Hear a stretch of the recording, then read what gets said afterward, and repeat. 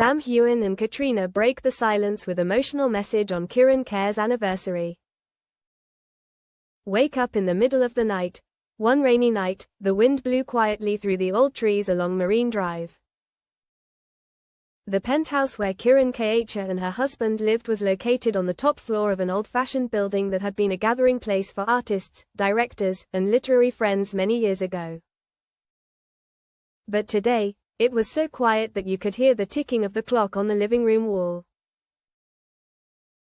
Kirron Kher woke up around 2 a.m., not because of any obvious noise, but simply out of habit. A habit formed during her long chemotherapy treatment, when pain or anxiety woke her in the middle of the night, never allowing her to fall back asleep easily.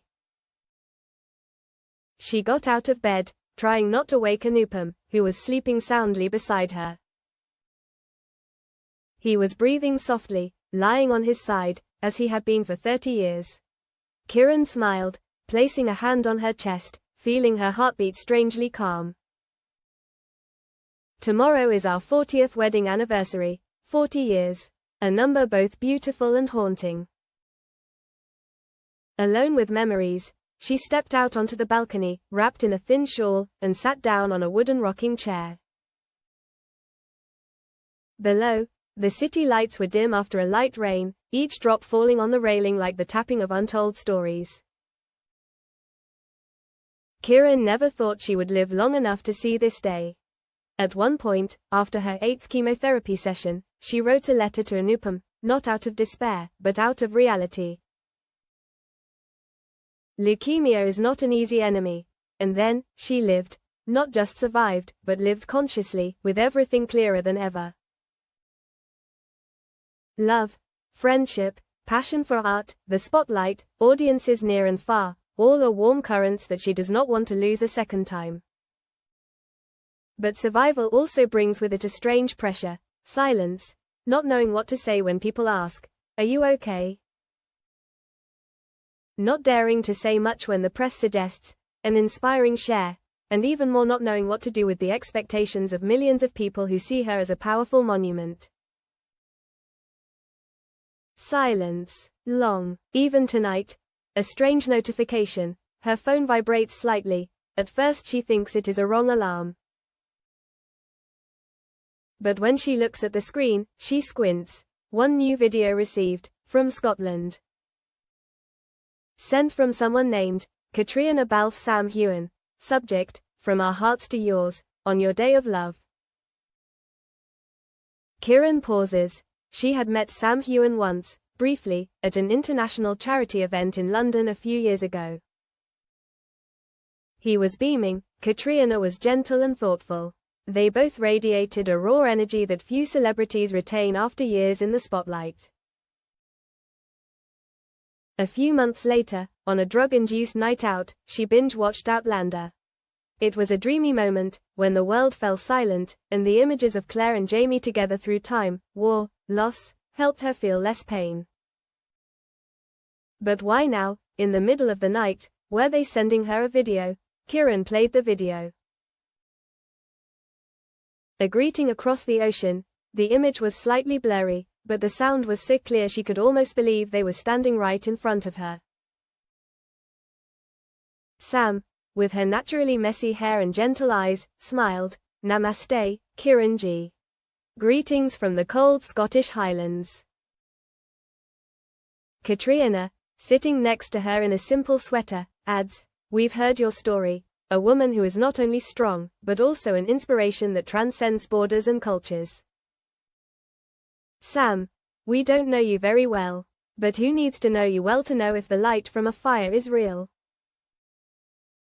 Caitriona pauses for a few seconds, looking into the camera, a look that is not theatrical, but truly conversational. "Today, as you and Anupam celebrate 40 years together, we want to celebrate not just a couple, but a journey, where love and art have always gone hand in hand." Sam concludes with a simple but heartfelt wish: "We send you love from the entire Outlander cast.